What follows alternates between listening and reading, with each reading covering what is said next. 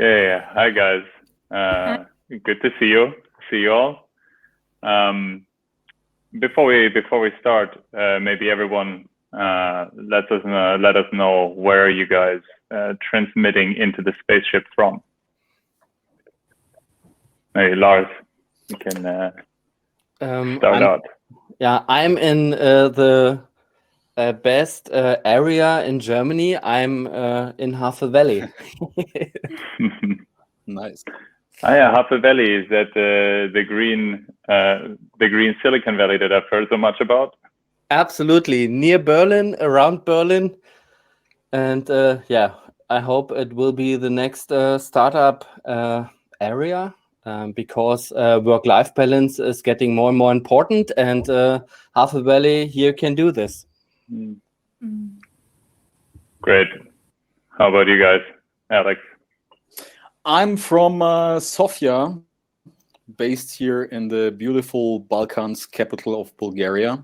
Also, very exciting city. Lots of blockchain and tech startups are based here. International corporates. Definitely good place to be. So I think Lars has been visiting us some point in the past, so he can confirm he made some good experience in the Bulgarian mountains, having some good time together.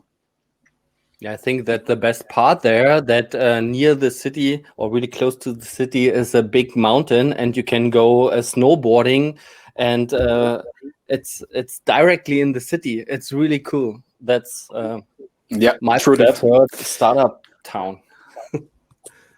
Yeah, great. Also had great experiences in Sofia, very much. Thomas, Era, what about you? Yeah, maybe ladies first, huh? Yeah, of course, Thomas. No, me first? Okay, yeah, I can do. Yeah. I'm transmitting from Bremen, and now it's like really rainy and everything, but I'm really excited to do this crowdcast with you guys. So, Thomas, please. Yeah, actually, I'm in Berlin. Weather is so la-la, you know. I'm in the very northeast of Berlin, sitting here in my window garden. Hope the light is enough. And yeah, yes, I'm here on the show for the first time and really enjoying it. Looks great. And yes, basically, I'm straight from downtown Wilmersdorf. Yeah, also Berlin for the insiders. The crowdcast is happening around here. So yes, Ben, let's maybe jump in before we start. Every one of us tell us and the crowd one fun fact about you that we definitely need to or maybe should not know about you. I go first, right? So I can to set the stage a little bit. So in my free time, for example, I like to do stand-up comedy, and I have been bombing very, very hard. The last time that I tried before Corona was terrible. I was in a room full of people who thought it was not funny at all what I was saying. Oh my goodness. But yeah, you're still behind it, so that's a good thing. Who else wants to go? Who's next? Okay, let me share one fun fact. I'm a passionate cook. I'm spending a lot of time in my free time cooking great stuff. I don't like cooking for myself at all. I prefer like doing some fast food or something. This is maybe a bad fact about me, but when friends are visiting, I love spending 3-4 hours in the kitchen and cooking for all my friends. Sounds like a great host. How about you, Lars? Yeah, I have one thing to share because I have many discussions with young people and startup founders, and mostly I have to tell them, okay, you have to go to the market, you have to be public, you have to talk about your idea, and then often the guys tell me, okay, I can't do this, I'm shy. And that's was my problem too. As a kid, I was really, really shy. And when I tell my parents, hey, I had a public speech in front of many, many people, they don't believe me. So, and when I talk to startup guys, they don't believe me too. So, hey, Lars, you can do it, but not me. And that's what I want to share. Let's try it. So, Nice one. Yeah, that's real nice one. And Thomas, now that's your turn, and then I'll go after. Okay, so actually it's a little story. It's about 10 years ago. I attended South by Southwest, one of the biggest conferences in the States for startups and music and entertainment. And there was a speech from Ray Kurzweil. He is a celebrity in a way of predicting the future. And he talked about aging and all this kind of stuff and medical treatments in the future. And after his speech, I was so convinced that I will age to the 120 age years, since what he said made too much sense to me, that basically technology will overtake aging, so that we can in the near future basically replace everything what we damage on our bodies. So. And to support that idea a little bit, I became vegan 2 years ago, which made me really confident to achieve that 120. But after I learned about the Metaverse and what's going on in the crypto world for the last couple of months, now I'm pretty convinced that we all will turn into 1,000 years, you know. So I'm pretty convinced about that idea. So that sounds pretty strange, but I think that's absolutely possible. Sounds like a whole No, I would agree. Crowdcast. Yeah, maybe. Yeah, fun fact about me, it's gonna be really brief. Coffee does not make me sleepy, so it doesn't affect me. That's all I had to say about my interesting. That was it. Okay, so let's dive in a little bit. First of all, I want to welcome you guys and our guests who is watching us right now. Everyone, welcome to our Crowdcast today. Today's topic is going to be blockchain. We're going to talk about blockchain, and it's the headline is Block to the Future. So Mario and I gonna moderate our guests and today's Crowdcast, and I'm Era, and Basti is gonna be on the background. And let me introduce you with our guests. Alexander Mrozinski, he is there. High five, wave a little. And Hi. He's gonna be joining us today as a growth hacker. We're gonna talk about, and Thomas Hessler, hi, crypto expert, and Lars Schulze, marketing advisor. Hi. So our Crowdcast is going to be 25 minutes, as you know. And warm welcome to viewers. And please use the chat for the questions if you have questions. And we will go over the questions at the end. And don't forget to click and the follow button to stay tuned, of course, with our upcoming Crowdcasts. So what can we expect from this episode? This is a special episode because we have 3 guests at the same time, which is going to be really exciting.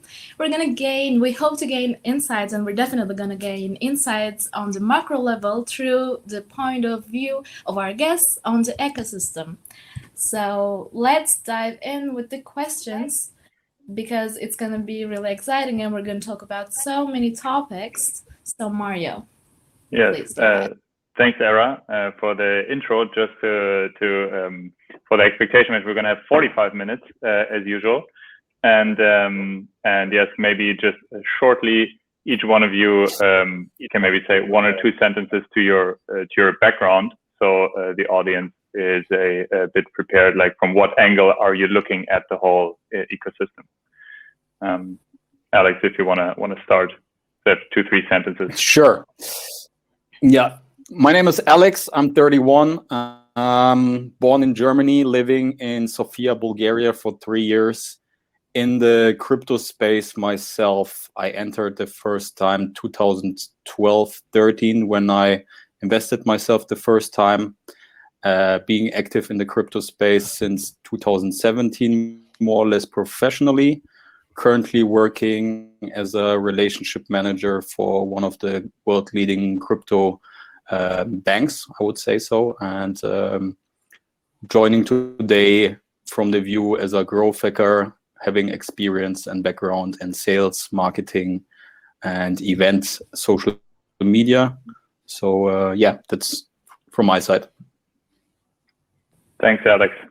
Maybe Thomas goes next. Yeah, I'm from Berlin, Thomas. As I mentioned already, I started my career basically in the year of 2000, where we started Xanox, an online marketing company, which we grew from 0 to about 300 million in revenues, and then we sold it. I moved to Silicon Valley for a couple of years, and dived in the startup world, invested in many startups, and learned everything about startups. And now back in Berlin, I became part of the crypto community early on. Got a big fan of the idea of decentralization. So I was basically in the room when Vitalik announced his smart contract Ethereum blockchain, and I got totally hooked of this idea. I'm a big fan of DAOs and all the future of what basically the blockchain is predicting us. And till a couple, let's say, weeks, I'm also a big fan of the idea of the Metaverse, where I see everything comes together. And but we talk about that a little later. Great, thanks, Thomas. And Lars, please. I'm based in Havel Valley, as I mentioned, and I've been working in the blockchain space, I think, for 8 years, and I'm doing online marketing for more than 20 years. So, and I'm co-founder of UFOstart, and we are working for some startups here in the industry, and the current project, and I think the most important one is ScaleSwap. They launched their token some weeks ago, and it's a IDO platform, and we were part of the case. So that's about us.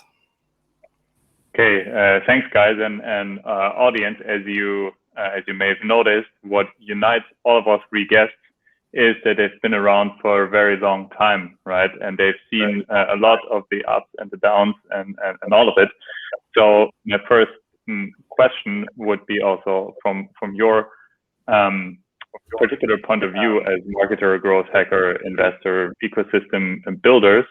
How has the ecosystem evolved since you engaged, and particularly maybe to compare the ecosystem during the last kind of bull runs, and the latest one in 21, then in 17 and in 13. I think those are the most recent ones that every one of you saw, right? And where do you think we're standing right now? Maybe I take that. So as I said, I'm in crypto since not the beginning, but I would say pretty early on. At this time, everybody was proud to say that in the number of the year when he entered the crypto market.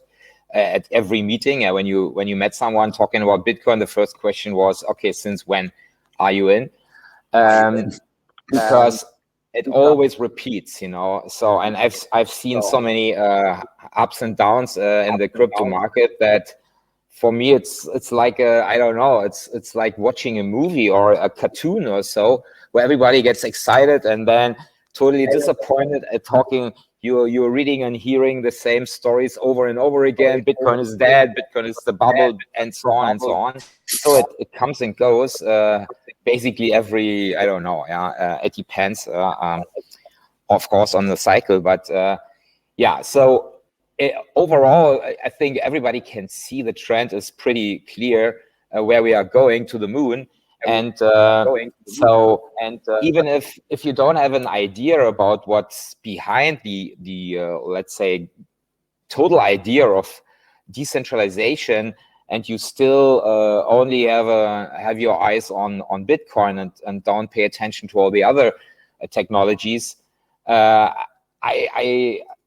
still wondering why not more people get these concepts, that it's repeating again and again and again, and they are excited as in the first bubble, and they totally scared and I don't trust the whole idea, and I can't believe it. I mean, I'm really feel reminded on the time when the internet basically started, and you had to explain basically everyone who was crossing your way what's the potential of the internet. And at the beginning, everybody only thought it's just for companies to send professional emails from one point to another to customers or so.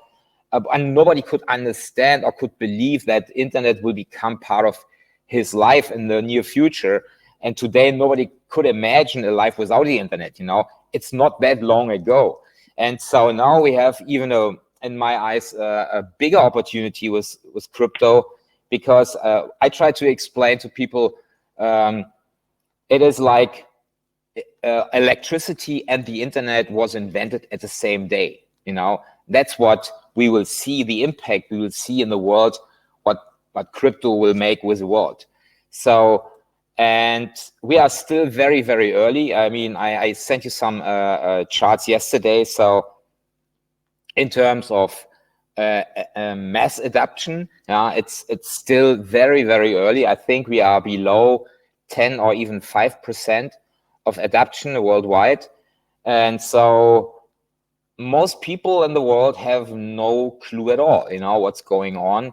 Even if we have the feeling the whole shit is exploding and it's overtaking everything, but we are still a very small group. And if you talk to your neighbor or to your friends or to classmates or whoever, they all look at you as you come from Mars, you know. So even if, of course, now people have heard about Bitcoin, but nobody really have heard about the global revolution behind the idea of decentralization, you know. So that's my view on the status quo. Yeah, it's a very interesting comparison with the internet on steroids, basically. Maybe you other guests, please just jump in once you feel the pull to react to some statement. I feel very, very kind of aligned here with Thomas' view. I would consider myself as a digital native, born in '89. I was growing up as a kiddo, basically, with the internet and 64K modem, experiencing the full revolution of the internet and computer, from being such big boxes to kind of like having your phone now that is faster than any personal computer I had back in the days. I got aware of this whole decentralization / concept of crypto Bitcoin shortly after the 2008-9 crash, where I realized the first time as a young man what kind of monetary system we actually have. And during this time, there was a lot of basically, the internet was also right now exploding in the midst of the social media platforms that have been growing with Twitter, Facebook, which I've been joining also in the early days. So I've been also seeing here the full revolution. And the first time where Bitcoin and the whole crypto thing made that click for me was around 2011. Friends of me have been talking back in the days. Crypto was obviously used for not so illegal stuff back in the days.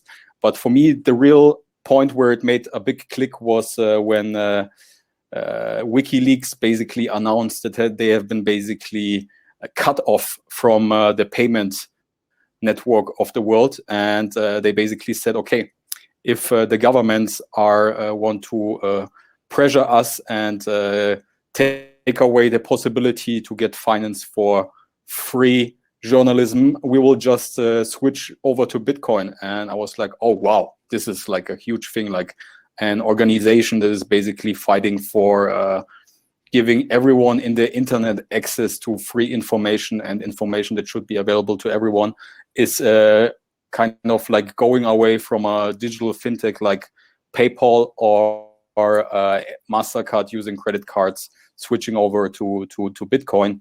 And this is the day where I basically started researching, and I found the white paper of Satoshi, and I was like, wow, I had a feeling it's gonna be huge though back in the days already, but where we at like on from a price level and adoption level, I kind of like knew that it's gonna become big, but I still felt it's not gonna go there where we're at now. And now when Thomas was mentioning the adoption rate, I think it's exactly around 4%. We should be around 350 million people that are being onboarded right now into the crypto ecosystem. So it's still at the beginning. We're seeing the price levels and we're thinking like, wow, this cannot go further. But if you think logically and put one and one together, and you see basically all those people are coming into the space, especially the third world countries that are fully underbanked, 2-3 billion people having no access to any financial system. I think we are just pretty much at the beginning, as Thomas said, with the internet. You're trying to explain to everyone. Nowadays, my mom is calling me up and asking me like, hey, what is the Bitcoin price doing? Then you know like that we're getting slowly to mainstream adoption. But nevertheless, I think the next 10 years gonna be mind-blowing, and we cannot imagine where Bitcoin and all the other projects might go. This is my 2 cents. So how I experience it, and the user experience back in the days was also totally different. Like you, in order to get your Bitcoins, I had to do it peer-to-peer. Like I couldn't go to any Binance and use some credit card, whatever. I had to sign up on Bitcoin.de, which was one of the biggest first German Bitcoin platforms, and I had to do it peer-to-peer. So I had to send my money over to Bitcoin.de. They had to approve it. The other one had to say, yes, okay, I'm gonna sell this Bitcoins for the price. There was no price lock-in. So totally different compared with how you can access nowadays your crypto and how fast it goes. Yeah, crazy development. And those you're in the tracks of saying something I can see, but just take this on because we're talking about the adoption rate, right? And we're staying in this topic. Maybe you can, what you want to add, also have in mind kind of a follow-up question. What do you think are the most relevant contributing factors to get to a faster adoption of number of serious projects and onboarding the general public onto our topic? Yeah, maybe I can say something to that. Even there's also a question in the chat regarding the same topic.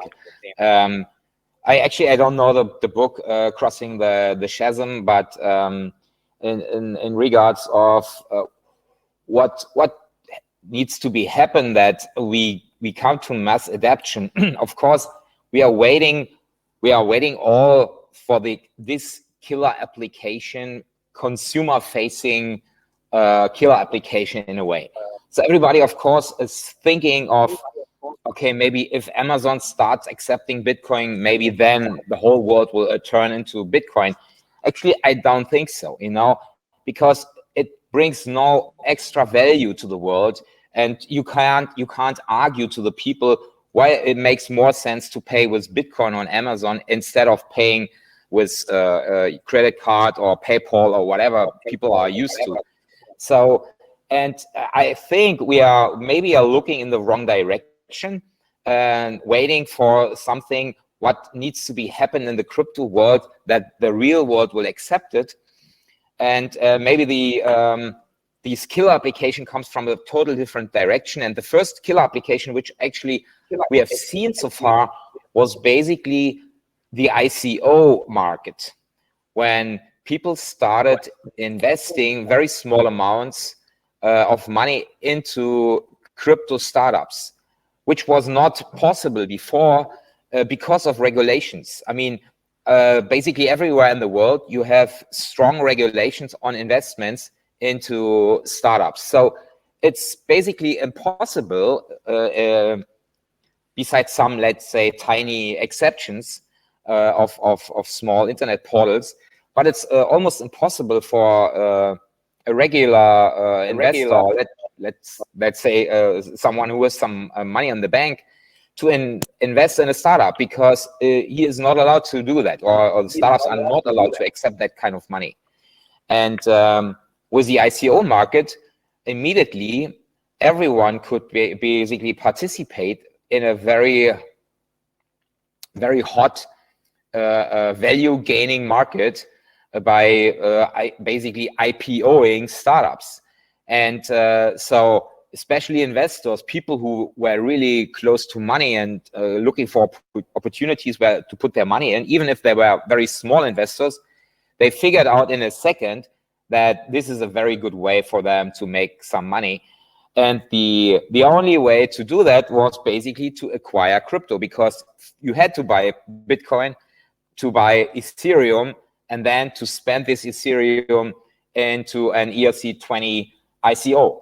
And that what basically exploded the market a couple of years ago and brought many, many new people to the party. But when the regulators started to close that market, of course, that dried out.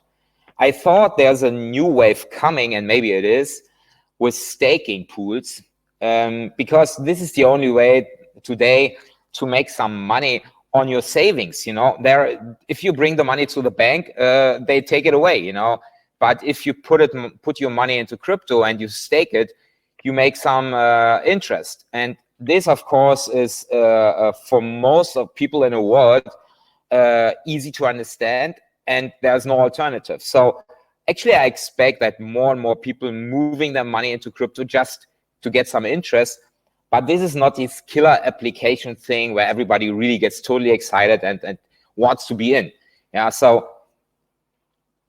we are still looking for new. Actually, now I think because NFT has shown that we could get attention from a completely new group of people just because there was a use case basically everyone could take advantage of, and it was, let's say, completely new compared to the real world. So the asset and the value which was created was not created in the real world, it was created in the virtual world.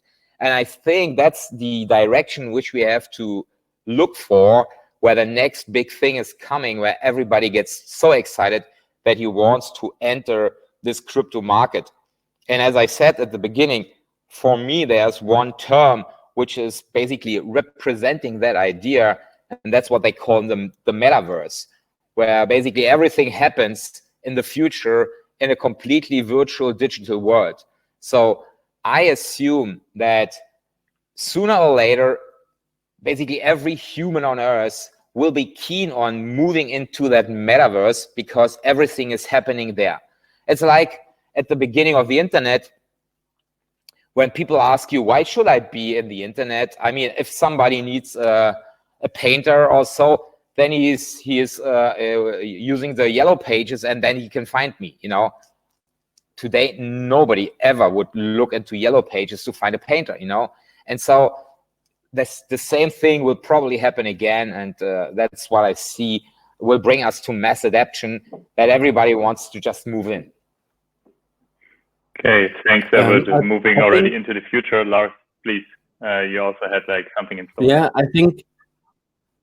I think I don't understand why the people asking for, hey, there's no use case, and I don't understand this, and here's a problem. And for me, it's a really standard product life cycle. Yeah, the mass adoption will come, and use cases will come. And for me, it's really important for the startup founders to think about in the future, what could be the next future case. And what most of the startup guys are doing today is they try to copy one use case from the internet world and want to put it in the blockchain world. But mostly the blockchain is not needed for this use case. And we don't know what's, as Thomas mentioned, what's maybe possible or necessary in 5 years. And we have time. Yeah, the internet was not invented in 1 year. And when the internet came out and the first browser was on the market, at this point, you don't know that there will be social media networks or that we want to stream on a mobile device Netflix. So, and that's, really important if you start your business, that you have to think about new use cases. And today we are working on the standard infrastructure, on the blockchain protocols. And for me, it's like TCP/IP or HTTP. And We will see what's happened and what is possible in the future with decentralized application.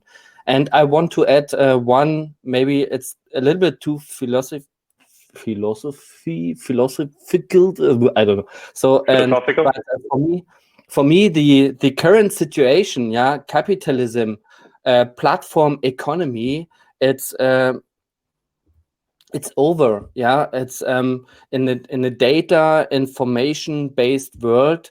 It's not a good idea to create a global platform for the data economy. We have to decentralize everything what we are working on, like social media and companies. And I think it's a better idea to have the next Facebook or the next TikTok on a decentralized solution, that not only one person is responsible for the whole world. And as you know, some companies have more power than some countries, and that's really dangerous here. And I'm reading books like Schumpeter and Karl Marx. I want to understand the global ecosystem.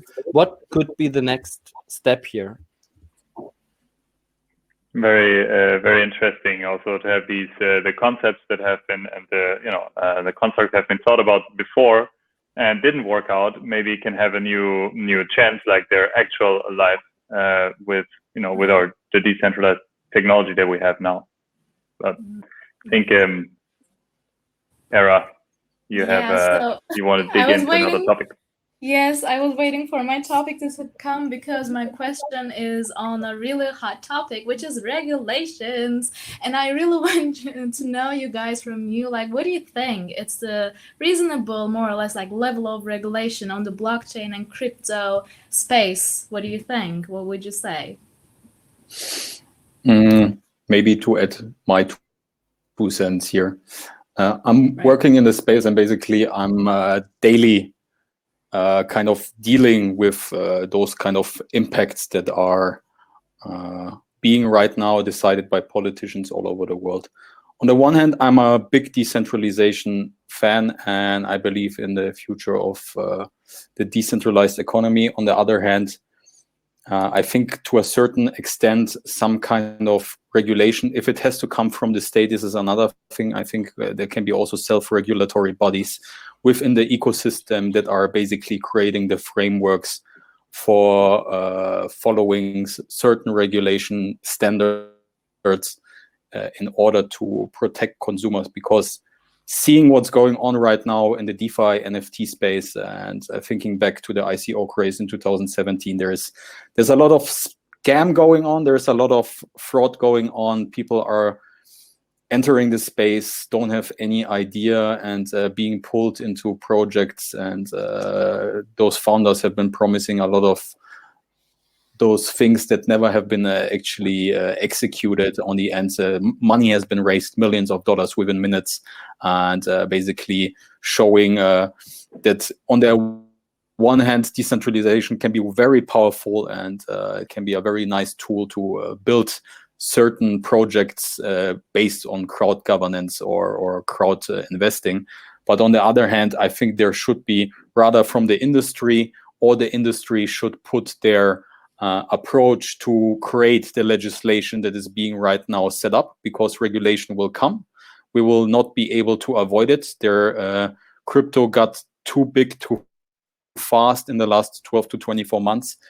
And we're going to see for sure in the next couple of months, years, big crypto exchanges disappearing because they haven't been following certain regulatory frameworks, or offering products to the users that they actually haven't been allowed to. As Thomas has been mentioning, that in the most countries, there is actually investment frameworks and regulation frameworks for people when they want to basically buy securities or any kind of like investing their fiat money into buying shares. So it's a double-sworded thing. I'm on the one hand pro regulation in terms of the industry should set certain moral standards in order to protect the future of the industry and also the consumers.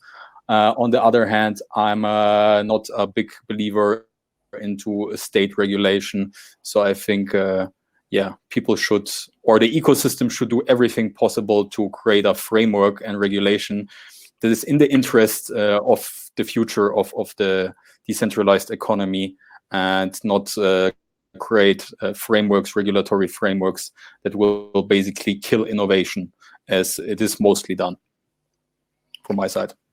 Yeah, I mean, actually, I agree in a way, but actually I would go one step further. So I'm not against regulations, because many people in the world, they believe in regulations today, and they are afraid if the markets are completely unregulated, and if they just have to deal with the free market, So that's the only reason why I think it's necessary that people have the safety and the feeling that everything is fine and that they can trust this whole new ecosystem. But actually, when you ask me really about my opinion about regulations in terms of crypto decentralization, I mean, we are talking about a global revolution. And a global revolution means really a global revolution in terms of it will basically turn everything upside down. And this revolution is not only going after the fiat money, which we all agree is basically overrated. It is meanwhile overused. It is completely wasted in terms of money production or money flow, especially during COVID times. So we are all waiting for the collapse of the fiat system. But this is not the only target the crypto community is going after. We are basically also going after all this regulations, and even I would say we are looking for a new world order. So as we can see, the world is facing challenges on a global level. Yeah, and let's take COVID. It's the best and the most recent example where you could see that basically a problem which is on a global level, a global scale. We don't have a structure to deal with it, and just by coincidence, COVID was just a let's say easy pandemic, which did not kill us at all. But if just the parameters of COVID would change a little bit, it has basically destroyed the humanity. And that could happen every single day again. And we are not prepared at all. We don't have a structure to deal with these kind of challenges, because there is no global instance, to take care of. No, it's like every little tiny city is having their own rules, So, and not to talk about the climate change challenges which we are facing. It's the same. So what I want to say is basically, I think the picture and the goal, the idea behind crypto is to turn the world into a cosmopolitan community. And so we cannot wait for regulators to understand the concept, because they will never ever understand the concept, and they will never ever give up their power. I've never seen a single industry which disrupted themselves from the inside. It was always that they got disrupted from the outside. And so all the governments will be disrupted from the outside and not from the inside. So I don't want to let's say scare people that the whole world will collapse and we have a chaos here. I think we are smart enough to deal with it, and we will move in that direction. But if you ask me about what is my vision for crypto in the future, it is not a regulated financial instrument which gets adapted by all the industries and all the countries in the world, and we just go on like we did in the last 2,000 years. No, it would change everything. I expect really that we will have a a completely new world order. We will have new political systems, and we will have a completely new understanding of how the world works and how we live together and how we work together. Actually, crypto will free humanity from work. Like the last industrial revolution freed us from hard work, to work on the field or work on brick and mortar and this kind of stuff. So really the hard stuff, it brought machines to us, which made it much easier for us to work. But the next industrial revolution, the crypto revolution, will completely free us from work. And the main concern I have is really how the future will look like. How do we spend our time? What is our new value proposition as a human? Today, when you start a conversation with someone, 90% goes about what's your profession, what are you doing, what are you working for, and you basically spend 90% of your time working for something, a company, a project, whatever. So it's basically you're dedicating your whole time to your work. But imagine if you get freed of this work because it's not necessary anymore, because machines on algorithms will do the work. So you have to focus on things you really like, on people you love, and so you have to spend your time in a completely new way. This, in my eyes, are the challenges, and on the other side, of course, the huge opportunities which we are looking for in the future. This is what I expect in terms of regulations, that we see maybe a little of this for a while, but then it completely changes in a completely direction. Great. I think that's really, sorry, Mario. I think that's regarding to the topic of Thomas with Metaverse. We don't know what is possible in the future. As you know, maybe today it's only gaming, or the people are using it a little bit for fun. But in the future, maybe there are totally new professions. Maybe it's creating totally new jobs to earn money with it. And a funny story of my daughter, she is using Roblox or playing Roblox. It's not a metaverse, but it's a digital world. And she told me, hey Dad, here's my new house. And I asked her, hey, how you bought it or created the house? And she told me, hey Dad, I found two guys and I asked them to build it for me and to design it. And maybe this is a new job. And I asked her, hey, how could you earn money in Roblox and if you create something for different people? And maybe this is a future of what Thomas mentioned with Metaverse worlds or digital life. And for us, it's maybe it's only gaming today, but at the end, the people sharing digital items and today and spend money for it.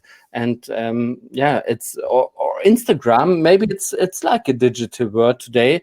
Most of the people are creating not the real life in Instagram. It's a little bit the digital life for many people. And maybe if we think it in the virtual reality case, there's a totally new world.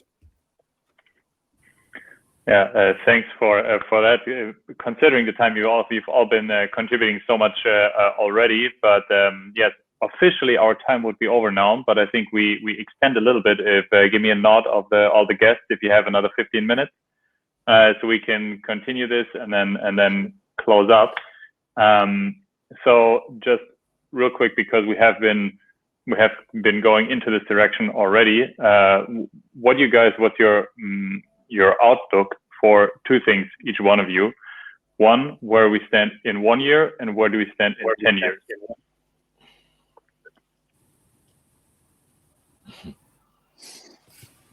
Looking into the future, it's always a crystal ball thing. It's a fun thing to do, right? Nobody expects it to be right, but definitely. So when seeing the current pace and interest of people entering the space, I think we very soon gonna see earlier than later the 10% of the world population being onboarded. So in the next 12 to 24 months, I think the speed could accelerate as technology everywhere is accelerating once it's reaching a certain breaking point. When looking at the Bitcoin price, we're right now somewhere in the 40s. I believe, personally, my personal prediction by the end of the year, 200K Bitcoin definitely still possible. Seeing what's going on right now in the world with the whole situation unfolding, and crypto basically being a protection hedge against such crises for everyone. Looking into 10 years, I think we're gonna see at least 20 to 30% of the world population being onboarded into the crypto ecosystem, using it as daily payment method. And I think cryptocurrencies are just one use case, which are, in my opinion, interesting. Now, when seeing like the whole decentralized finance space and NFTs unfolding and DAOs just staying in front of the door, I think we're gonna see in the next 10 years a full blown wave of decentralization rolling all over the world, creating new possibilities, collaborating with each other through decentralized governance, being able to send payments peer-to-peer on a daily basis, going into the supermarket, paying with Rada crypto or any other central bank digital currency that's going to be launched in the next 3 to 5 years. I think there's every cryptocurrency that is being right now built on a protocol level, and it is substantial founders and substantial technology in the background, has a full right to exist for the next 10 years. So all the big players, as it might be Ethereum, Polkadot, Solana, Cardano, in my opinion, will all coexist in the next couple of years. And most probably, we did not even met the Facebook of the blockchain cryptocurrency space, my personal view on things. And so, yeah, very exciting future. I'm very excited for the future of decentralization. Yeah, me too. I'm so bullish, I can't even describe it. I mean, within the next year, of course, a couple of things will happen. It's difficult really to predict, but yeah, my Bitcoin price prediction for in 1 year is 100, 200K. I totally agree. And we will see especially NFTs and proof of staking mechanics will attract more and more people. Metaverse will be still a concept, idea, a vision, but as Lars mentioned, Roblox is one example of a metaverse, even if it's not, let's say, integrated in the whole concept. So there are like tiny bubbles of metaverses now getting created, but the vision is really to put them all together to one new room, and then they become part of it, you know. So in 10 years, I definitely see the total collapse of the fiat system, even earlier, but in 10 years, this is history. Yeah, so crypto is all over. We will have mass adoption, because if you see the growth rates of crypto right now, it's much faster than internet. So you can basically predict how many years it takes us to go to 80% or something like this.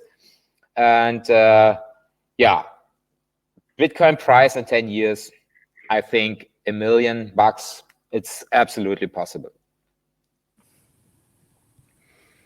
Lars, how about you? I don't want to talk about the prices. For me, that's not the point. When the internet started in the 19th, it was not interesting which browser was the best. Yeah, and as you know, Mozilla came out. It was the first browser, not Mozilla, Mosaic, and then Netscape was really successful, and they were broke, I think, in the 19th.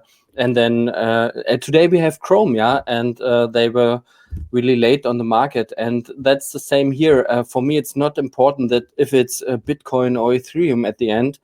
For me, it's important that we have to use it, we have to understand it, and we have to be really, it's a little bit boring, but agile. We have to changing our systems maybe every time. Yeah, we have to try everything, and and maybe it's tomorrow a totally new cryptocurrency. Don't care about it. But the crypto world will stay. It's necessary for a global ecosystem. It's necessary to have maybe global governance processes. It's necessary for companies to work more digital and decentralized. And that's, for me, the future is blockchain based. And Thomas told me this many years before. Lars, there will be one point when every company has to use the internet, and that's the same here. There will be a day when every company has to use blockchain. For me, that's the future. Yes, definitely. My next question would be, as a startup mentor to Thomas, but also all of you guys, I think it's interesting to know, like, what do you recommend to founders when they ask when is a good time to start their project? And as a startup point of view. And of course, also another question would be, how do you decide which startup will be the next big project?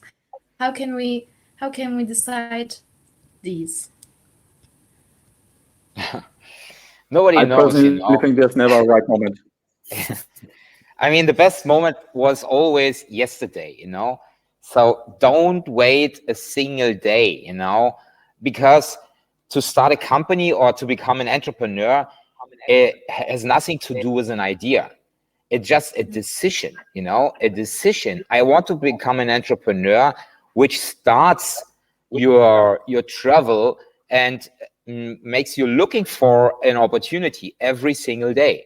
And you will fail over and over again till you make it, So it's just really kind of a decision when you start hustling by your own and not doing things somebody else told you're supposed to do, And so whenever you have an idea or you have just the feeling, that it's maybe the right way for you to become an entrepreneur, I would start immediately, and don't wait a single moment, because today is actually the best time ever to do that with the internet and now with blockchain.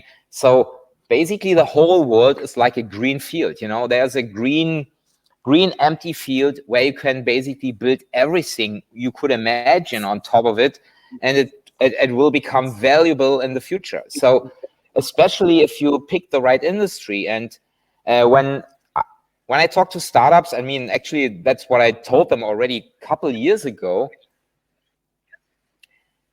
If you want to start something today and there is no blockchain involved, there's no crypto involved, just don't do it. It is like starting a business 20 years ago without any internet involved. It's just stupid to do that. So you have to understand the concept that the whole world will change, and it will give you an unfair advantage, basically, if you understand the concept of blockchain and cryptocurrencies today. Implement that into your business model, implement that into your fundraising, implement that in your company structure. So run the whole company based on the idea of a decentralized entity. So this is the future of executing on startups and projects.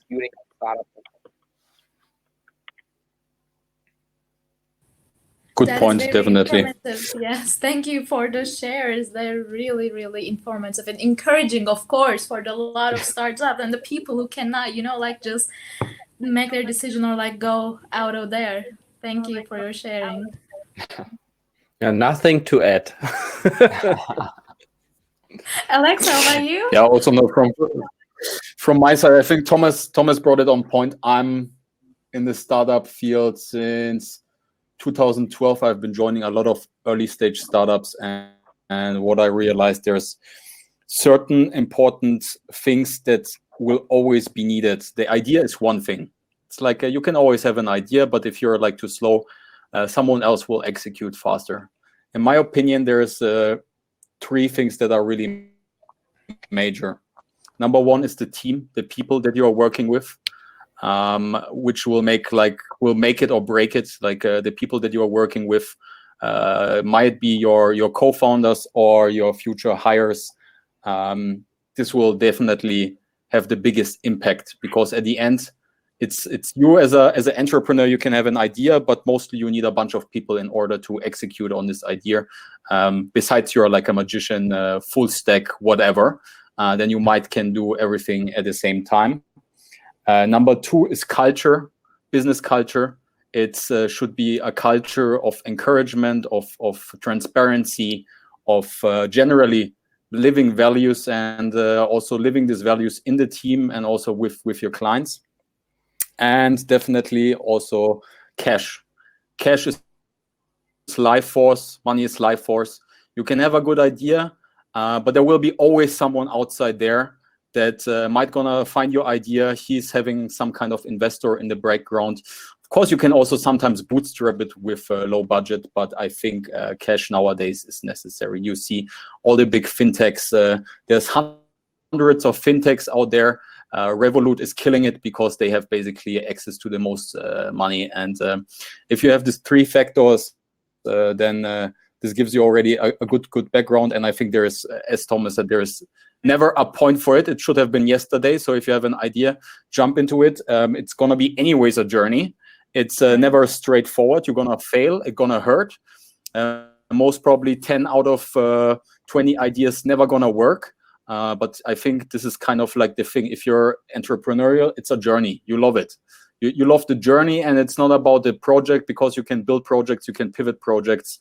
And also the point that Lars mentioned, agility is also very something, like being agile and not thinking like when you have one idea that this idea is going to make it, because at the end, your clients, your customers, your users going to decide if you're going to make it. Maybe your idea in the first place is nice, but at the end, there is no use case for it. So yeah, that's my As view always, on like things. if you fall, you get up and try again, right?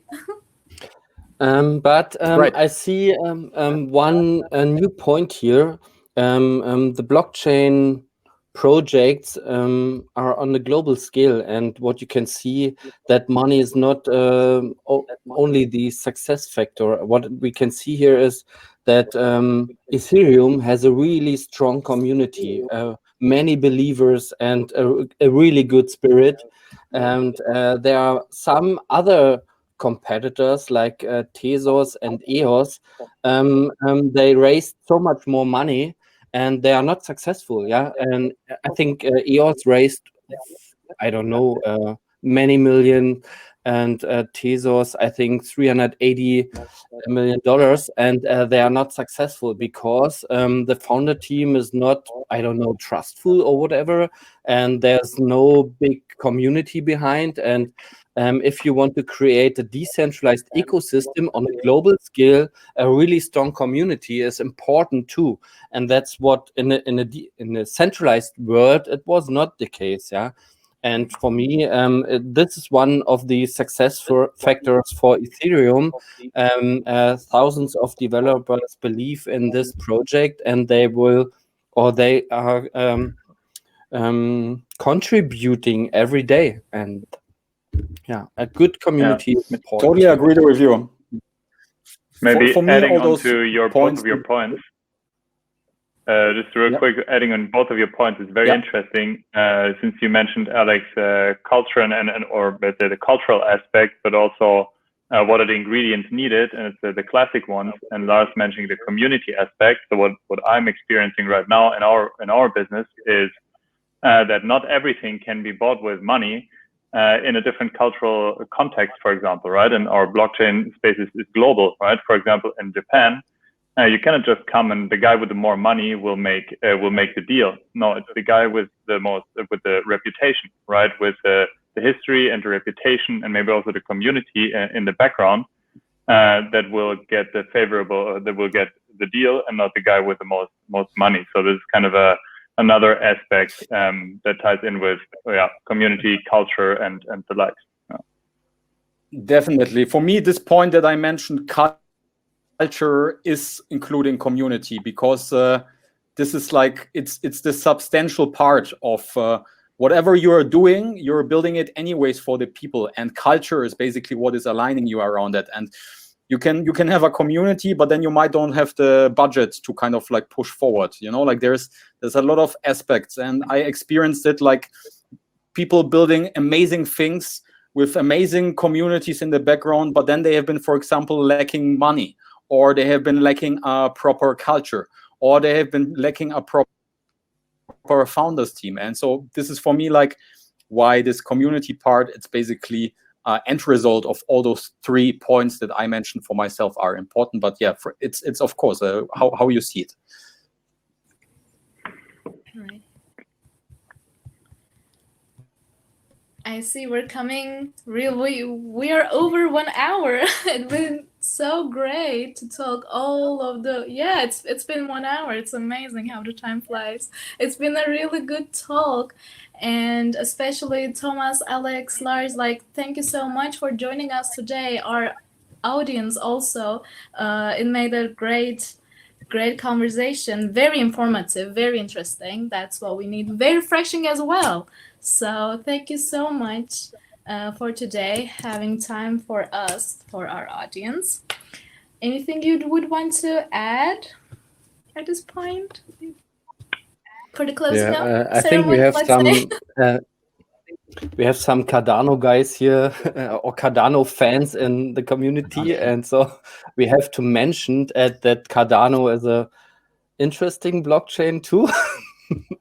I'm a proud stakeholder in Cardano, so go for it, guys. Super bullish on Cardano. Cardano is like I think like coriander. You rather love it or you hate it. There's nothing in between. All right, that seems like a good closing word. Cardano is like coriander, and in that spirit, we will quote you on that, Alex. By the way, we'll use it in social media and everywhere. But absolutely, that's a good idea. All right, great, guys. Nice one. Thanks to everyone. And yes, usually we get to answer more of the questions. Thanks for posing them, dear community. But yes, we're a little bit carried away. We will take the questions and maybe answer them in the aftermath, as we can reach out to you. And yes, we hope to see you all again very soon. You'll be notified about our next cast. Everyone, thank you very much. And bye-bye. Have a good evening. Have a good evening, guys. Bye. Bye-bye. Bye, everyone. Thank you, everyone. Bye.